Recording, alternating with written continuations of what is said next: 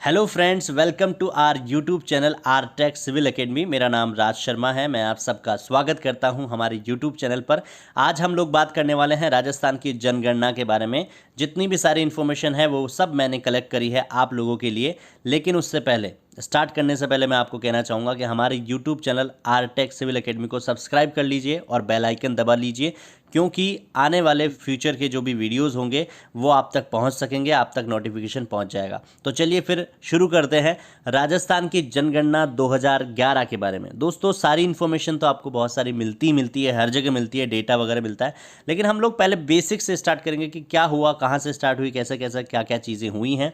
तो मैं आपको बताना चाहूँगा, प्राचीन भारत में कौटिल्य जिनको चाणक्य भी कहा जाता है, बहुत बार आपने पढ़ा होगा, तो उनके लिखित अर्थशास्त्र ग्रंथ में, अर्थशास्त्र का ग्रंथ जो उन्होंने, बहुत बड़े अर्थशास्त्र के ज्ञाता माने जाते हैं, उन्होंने जनगणना का विवरण उनके ग्रंथ में मिलता है। तो सबसे पहले जनगणना की बातें कहाँ से स्टार्ट हुई, वहाँ से स्टार्ट हुई। क्योंकि एक राजा को पहले पता होता था कि मेरे राज्य में कितने लोग रहते हैं, कितने लोग नहीं रहते हैं, कौन कौन से लोग हैं उसमें उसमें पुरुष कितने हैं, महिलाएं कितनी हैं, बच्चे कितने हैं। ये सारी इन्फॉर्मेशन राजा तक पहुंचती थी। उसके लिए एक अलग से डिपार्टमेंट बना होता था। उस टाइम पर वो सारी चीज़ें होती थी, लेकिन उसका उल्लेख ज़्यादा नहीं मिलता। लेकिन अर्थशास्त्र ग्रंथ में जनगणना का विवरण मिलता है। अब बात करते हैं भारत में जनगणना जो किस विषय पर है, कौन सा डिपार्टमेंट इसको कराता है, वो बारे में बात करेंगे। संघ सूची का विषय है ये। जनगणना जो है वो संघ सूची का विषय है। संघ सूची में आपको बता दूं, हमारे संविधान में बहुत सारी अलग अलग सूचियां बनी हैं, संघ सूची, संवर्धित सूची और भी बहुत सारे। ये हमें अधिकारों के बारे में बताती है कि संघ सूची पर अधिकार जो होता है, संघ सूची के अंतर्गत जो भी विषय आते हैं, चाहे वो जनगणना हो, चाहे सुरक्षा का मामला हो, बहुत सारे टॉपिक्स ऐसे हैं जो हमारे संविधान में डाले गए हैं इसमें। अब संघ सूची क्या करती है? संघ सूची में वो टॉपिक्स हैं जिन पर सिर्फ और सिर्फ केंद्र सरकार का नियंत्रण रहता है। तो ये बस इतना सा इन्फॉर्मेशन आपको ध्यान रखनी है इसमें कि संघ सूची का विषय मतलब कि जिस पर केंद्र सरकार का पूरी तरह नियंत्रण रहता है। आप देख लीजिए, जनगणना पूरी जो है वो भारत सरकार करवाती है। जो केंद्र में जो सरकार होगी वो इसका देखरेख करेगी। अब जनगणना कार्य जो होता है वो केंद्रीय गृह मंत्रालय के अधीन जनगणना विभाग द्वारा किया जाता है। अलग से पॉपुलेशन डिपार्टमेंट बना रखा है, वो ही इस कार्य को देखता है। उसके आधार पर चीज़ें सारी होती हैं। अब बात करते हैं वो इन्फॉर्मेशन जो आपको कहीं और ले जाएगी, मतलब अगर आप याद रखेंगे तो आपको हमेशा हमेशा के लिए दिमाग में फिट बैठ जाएगी। सबसे पहली जो जनगणना हुई वो 1872 में हुई। पहली जनगणना, मेरे शब्दों पर गौर कीजिएगा, प्रथम जनगणना, पहली जनगणना 1872 1872 इसमें लॉर्ड मेयो के काल में हुई थी। लॉर्ड मेयो उस टाइम के हमारे जनरल हुआ करते थे, लॉर्ड मेयो, ठीक है। लॉर्ड मेयो के टाइम पर ये जो प्रथम जनगणना हुई वो 1872 ईस्वी में हुई। अब दूसरी बात, भारत में व्यवस्थित रूप से एक सिस्टमेटिक वे से प्रथम जनगणना कब हुई? 1881 में लॉर्ड रिपन के समय प्रारंभ हुई थी। लॉर्ड रिपन उस टाइम के जनरल थे। तो आपको दोनों में डिफरेंस पता होना चाहिए कि प्रथम जनगणना कब हुई थी भैया? 1872 में हुई थी, लॉर्ड मेयो के काल में। और व्यवस्थित रूप से यानी सिस्टमेटिक वे से कब हुई प्रथम जनगणना? 1881 में, लॉर्ड रिपन के टाइम पर। समझ में आ गई? उसके बाद बात करेंगे भारत में प्रथम जनसंख्या नीति की घोषणा कब हुई और किसने की, किसके राज में हुई। जनसंख्या नीति जो प्रथम आई थी उसकी घोषणा कब हुई? 16 अप्रैल 1976 को हुई थी। 16 अप्रैल 1976 में तत्कालीन प्रधानमंत्री थी श्रीमती इंदिरा गांधी ने की थी। समझ में आई आपको बात? तो प्रथम जनसंख्या नीति का अगर क्वेश्चन बनता है, डेट से वैसे तो नहीं बनता है, बट अगर आपसे पूछ लिया जाता है, जो आरएस वाले एग्ज़ाम्स हैं, जो टिपिकल जो इन चीज़ों को देखते हैं, उनके एग्ज़ाम में ये चीज़ें पूछी जा सकती है कि कौन सी डेट को और किस के कार्यकाल में हुआ। तो ये जरूर याद रखना कि किसके कार्यकाल में हुआ। श्रीमती इंदिरा गांधी ने की थी उस वक्त। इस जनसंख्या नीति का मॉडल जो था वो किसने बनाया था? डॉक्टर कर्ण सिंह ने। कुछ पॉइंट हैं जिनको आप याद रख सकते हैं और हमेशा याद रहने ही चाहिए, क्योंकि इनका कोई तरीका नहीं है, इनको आपको रटना पड़ेगा, याद करना पड़ेगा, क्योंकि उन्होंने ही की थी भाई। इसमें आप कुछ समझ नहीं सकते कि कर्ण से मैं किसको जोड़ दूंगा एंड ऑल। बट आपको याद रखना है इतना सा कि प्रथम जनसंख्या नीति की घोषणा कब हुई थी? आपकी 16 अप्रैल 1976 को प्रधानमंत्री इंदिरा गांधी के कार्यकाल में। और इस जनसंख्या नीति का मॉडल बनाया था डॉक्टर कर्ण सिंह ने बनाया था। उसके बाद बात करेंगे नई जनसंख्या नीति की घोषणा के बारे में। अब नई जनसंख्या नीति की घोषणा कब की गई? 15 फरवरी 2000 ईस्वी को की गई। 15 फरवरी 2000 ईस्वी को नई जनसंख्या नीति की घोषणा की गई।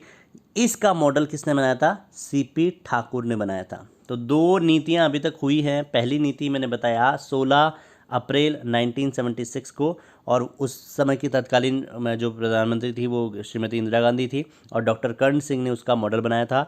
नई जनसंख्या नीति की घोषणा की बात करें तो 15 फरवरी 2000 को मॉडल की गई थी इसकी, और इसका जो मॉडल बनाया था सीपी ठाकुर ने बनाया था। बस इतनी सी इन्फॉर्मेशन काफ़ी है आपके लिए।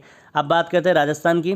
तो राष्ट्रीय जनसंख्या आयोग का गठन, राष्ट्रीय जनसंख्या आयोग, अभी राजस्थान के बारे में बात नहीं आई है, राजस्थान के बारे में बात आएगी तब बताऊंगा। राष्ट्रीय जनसंख्या आयोग का गठन 11 मई 2002 को किया गया था।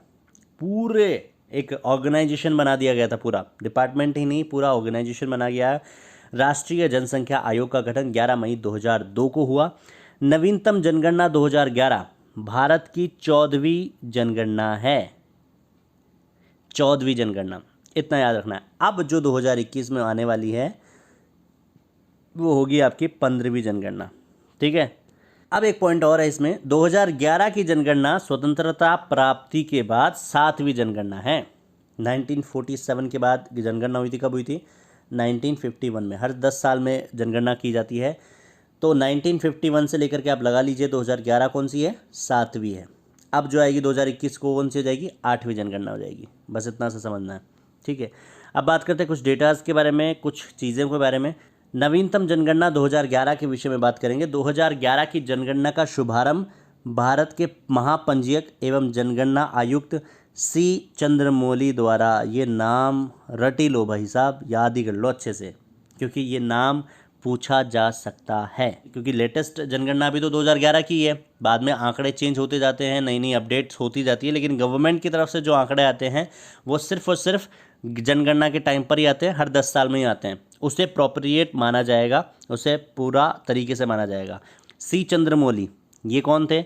भारत के महापंजीयक एवं जनगणना आयुक्त थे। किसका? जनगणना का शुभारंभ किया था 2011 वाली का 1 अप्रैल 2010 ईस्वी को किया गया था। हर बार जनगणना आयुक्त जो होता है वो चेंज होता है, ठीक है। 1 अप्रैल 2010 ईस्वी को किया गया था इसका शुभारंभ, की भाई अब शुरुआत कर देते हैं, अब सर्वे होगा, उसके बाद पता चलेगी कि जनगणना कितनी निकल कर आई है, तब जाकर के 2011 की डेटाज हम लोगों को मिलते हैं। फिर आप लोगों की ज़िंदगी संकट में हो जाती है, क्योंकि ये सब चीज़ें आपको याद रखनी पड़ती हैं।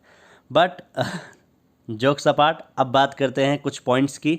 शुभंकर प्रगणक के बारे में बात करेंगे। जो इसका मोटो है वो क्या है? शिक्षिका, लेडी इनम्यूरेटर, ठीक है। ये इसका शुभंकर प्रगणक है, मोटो है। आदर्श वाक्य क्या है? हमारी जनगणना हमारा भविष्य। ये आदर्श वाक्य है किसका? टोटल जनगणना जो नवीनतम जनगणना आई 2011 उसका आदर्श वाक्य है। अब क्या होता है, जब अलग अलग राज्य अपने अपने हिसाब से जनगणना करते हैं, डेटा माना कि केंद्र सरकार लेती है पूरा पूरा, लेकिन क्या करते हैं राज्य जो क्या करते हैं, क्योंकि राज्यों में सरकारें अलग अलग होती है और केंद्र में सरकार अलग होती है, इसकी वजह से राज्य सरकारें जो है वो अपना आदर्श वाक्य चेंज भी कर सकती है। इसका उदाहरण आपको आगे मिलेगा। तो आदर्श वाक्य इंडिया का कौन सा हुआ जब 2011 की जनगणना हुई? उसका आदर्श वाक्य था हमारी जनगणना हमारा भविष्य। बिल्कुल सही था, क्योंकि ये भविष्य ही तय करता है कि हमारी जनगणना कितनी होनी चाहिए। ज़्यादा होगी तो हमारा भविष्य खतरे में हो सकता है, जैसा कि दिख रहा है। हम चीन को भी पीछे पछाड़ सकते हैं अब 2021 में। ये भी आया नहीं है डेटा, लेकिन आने वाला है। अगर आ जाएगा तो यकीन मानिए कि भारत के पास बहुत सारी प्रॉब्लम्स आने लग जाएगी, संसाधनों की कमी हो जाएगी। चलिए उन सब चीज़ों को छोड़ते हैं और अपन इस पर कॉन्सेंट्रेट करते हैं कि क्या चीज़ें हैं। तो आदर्श वाक्य कौन सा हो गया? हमारी जनगणना हमारा भविष्य। नेक्स्ट हम बात करते हैं 2011 की जो जनगणना थी, 2011 की जनगणना, इसका ब्रांड एम्बेसडर बनाया गया था सचिन तेंदुलकर और प्रियंका चोपड़ा को बनाया गया था। अभी तक 2021 की जनगणना के बारे में कोई इन्फॉर्मेशन ऐसी नहीं आई है कि किसे ब्रांड एम्बेसडर बनाया गया है और कब इसको शुरुआत की जाएगी इसकी, तो अभी तक कोई इन्फॉर्मेशन ऐसी नहीं है। प्रोडक्टिविटी के हिसाब से काम चल रहा है, लेकिन अभी कोई इन्फॉर्मेशन आई नहीं है ऐसी। अब बात करते हैं राजस्थान की जनगणना 2011 के बारे में। तो राजस्थान में जनगणना का कार्य किया गया था, हमारे जो निदेशक थी वो थी शुभ्रा सिंह, राजस्थान में, ठीक है। नाम ये भी याद रखना है, क्योंकि राजस्थान की तैयारी कर रहे हो ना आप, है ना। बाद में बात करते हैं राजस्थान में जनगणना 2011 का स्लोगन, आदर्श वाक्य क्या हो गया? मेरी जनगणना मेरा अधिकार। अब इन्होंने चेंज कर दिया। मैंने कहा था ना कि राज्य सरकारें अपना स्लोगन, अपना आदर्श वाक्य चेंज कर सकती है इसको लेकर के। तो जो स्लोगन है राजस्थान का वो कौन सा हो गया? मेरी जनगणना मेरा अधिकार। अब आगे बढ़ते हैं। वर्ष 2011 की जनगणना के अंतिम आंकड़ों के अनुसार राजस्थान की जो जनसंख्या है वो है 6,85,48,437। 6,85,48,437 है। इस दृष्टि से राजस्थान देश में कौन सा स्थान रखता है? जनगणना के हिसाब से 8वां स्थान रखता है। जनगणना के हिसाब से राज्य में कौन सा स्थान है? राजस्थान का 8वां स्थान है। ठीक है। तेलंगाना के गठन हुआ, तेलंगाना का गठन कब हुआ? 2 जून 2014 को गठन हुआ था। उसके हिसाब से अगर बात करें, राजस्थान जनसंख्या की दृष्टि से देश का 7वां सबसे बड़ा राज्य हो गया है। 7वां सबसे बड़ा राज्य, समझ रहे हो? एक स्थान ऊपर हो गया और भी। ठीक है। नेक्स्ट बात करते हैं। राजस्थान में 20 जनवरी 2000 ईस्वी को राजस्थान की जनसंख्या नीति की घोषणा की गई थी। ये याद रखना ही रखना है कि इंडिया लेवल पर जो इंडिया की जनसंख्या नीति है वो कब घोषित हुई और राजस्थान में कब घोषित हुई। तो राजस्थान में मैं बता देता हूँ, 20 जनवरी 2000 ईस्वी को राज्य जनसंख्या नीति घोषित की गई। अब बात कर लेते हैं राजस्थान की जनसंख्या के बारे में। देखिए, राजस्थान की जनसंख्या के बारे में बात करेंगे तो मैंने ऊपर बताया कि राजस्थान जनसंख्या की दृष्टि में 7वां स्थान रखता है। अभी तेलंगाना के, जब से तेलंगाना का राज्य गठन हुआ है उसके बाद से राजस्थान की जनसंख्या भारत की कुल जनसंख्या का कितना परसेंट है? 5.5%। समझ रहे हो? 7वां स्थान रखता है। और कुल जनसंख्या का कितना परसेंट है अपना राजस्थान में? 5.5%। कुल जनसंख्या में शहरी जनसंख्या का अनुपात कितना है और ग्रामीण जनसंख्या का अनुपात कितना है ये बता देता हूँ। शहरी जनसंख्या का अनुपात है 24.9% और ग्रामीण जनसंख्या 75.1%। वो एक कहावत सुनी थी कि हमारी 75% जो आबादी है वो गाँवों में निवास करती है, वो एकदम सही है। 75.1% जो है वो ग्रामीण जनसंख्या है, 24.9% जो है वो शहरी संख्या है। अगर दोनों को मिला दिया जाए और इंडिया से कंपैरिजन किया जाए तो इंडिया की कुल जनसंख्या का कितना परसेंट है? 5.5% है। नेक्स्ट हम बात करते हैं। देखिए, कौन कौन से जो ज़िले हैं वो सर्वाधिक जनसंख्या वाले ज़िले हैं और कौन कौन से जो हैं न्यूनतम जनसंख्या वाले ज़िले हैं। इनका क्रम आपको याद रखना है। ठीक है। सर्वाधिक जनसंख्या वाले ज़िले कौन से हैं? जयपुर, जोधपुर, अलवर, नागौर और उदयपुर। जयपुर में सबसे ज़्यादा है, 9.67% है।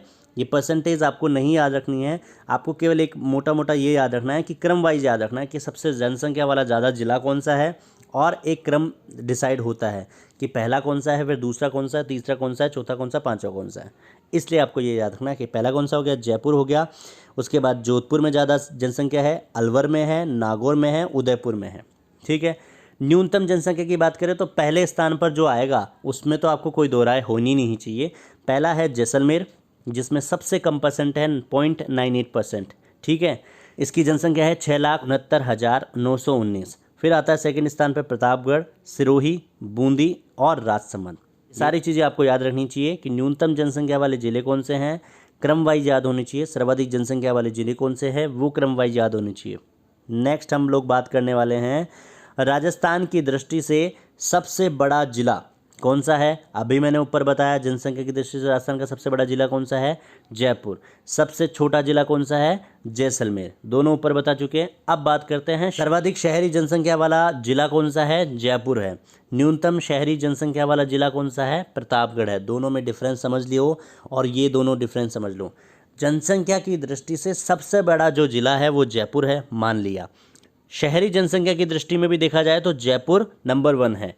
अब बात करते हैं सबसे छोटे ज़िले की, तो सबसे छोटा ज़िला है वो जैसलमेर है, जहाँ पर बहुत कम जनसंख्या है। न्यूनतम शहरी जनसंख्या वाला ज़िला भी कौन सा है?